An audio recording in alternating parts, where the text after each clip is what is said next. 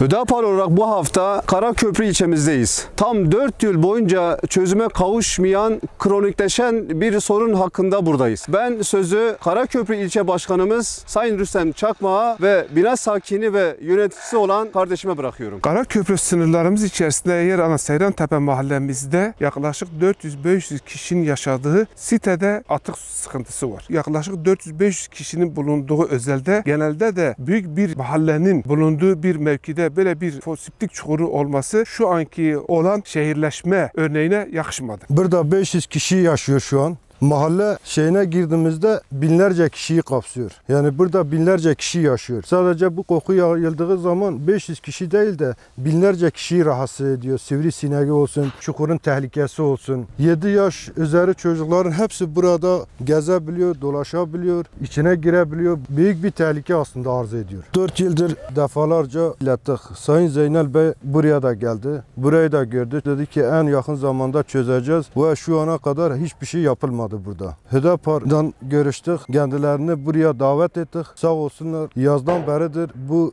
sıkıntılarımızdan ilgileniyorlar. Burası yazın ayrı sıkıntı, kışın ayrı bir sıkıntı. Yazın koku, sivrisinek, kışında suyu geri tepip sitenin içine su basıyor. Bunu belediyede de kayıtları vardır. Su taşıma araçları da gönderiyor buraya. Bu suyu bu şekil çekiyoruz burada. Çözüm biz kendimiz ürettik. Kendi imkanlarımızla gördüğünüz gibi. Binanın arası 20 metre. Kendi imkanlarımızdan kepçeyi getirip kazmışız burayı. Yağmur olduğu zaman gene elimiz yüreğimizdedir. Her an siteye kanalizasyon suyu basacak. Görüyorsunuz başkanım. Biz bunu defalarca dile getirmemize rağmen icra makamlarından bir sonuç ve yanıt alamadık. Site sakinlerinin de bununla ilgili çalışmalarının sonuçsuz kaldığını görüyoruz. Sonuç alarak şunu söylüyoruz. Bir inşaata başlamadan önce altyapı ve üst yapı masrafları belediye tarafından tahsil ediliyor. Eğer belediye yetkililerinden bir tanesi bu site veya bu mahallenin herhangi bir yerinde otursaydı bu sıkıntı